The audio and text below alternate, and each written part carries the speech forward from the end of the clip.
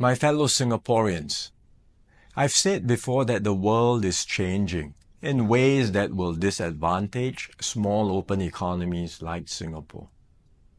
Some had previously questioned this assessment, but the recent Liberation Day announcement by the US leaves no room for doubt. It marks a seismic change in the global order. The era of rules-based globalization and free trade is over.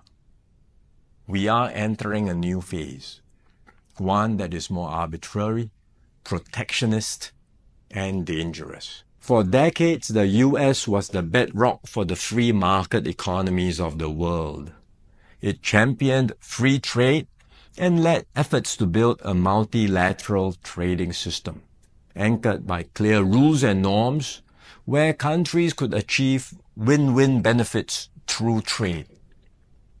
This WTO system brought unprecedented stability and prosperity to the world, and to the US itself. To be clear, the system is not perfect. Singapore and many others have long called for reform, to update the rules and to make the system better. But what the US is doing now is not reform. It is abandoning the entire system it had created. Its new approach of reciprocal tariffs, country by country, is a complete rejection of the WTO framework. The US has placed Singapore in the lowest base tier with a tariff of 10%. So the direct impact on us may be limited for now, but there are wider and more profound consequences. If other countries adopt the same approach as the US, abandoning the WTO and trading only on their own preferred terms, country by country, it will spell trouble for all nations, especially small ones like Singapore. We risk being squeezed out, marginalized, and left behind.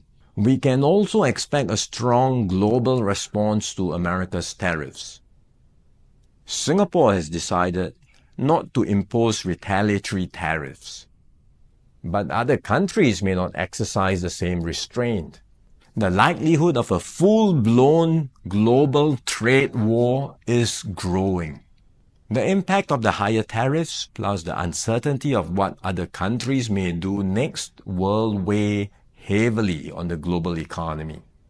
International trade and investments will suffer, and global growth will slow. Singapore will take a bigger hit than others because of our heavy reliance on trade. The last time the world experienced something like this was in the 1930s. Trade wars escalated into armed conflict and eventually the Second World War.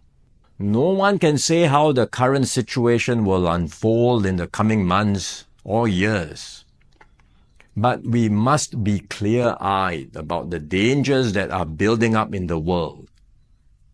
Global institutions are getting weaker. International norms are eroding.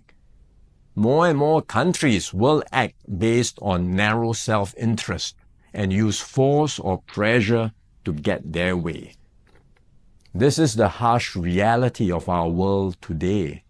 We will stay vigilant. We will build up our capabilities. We will strengthen our network of partnerships with like-minded countries.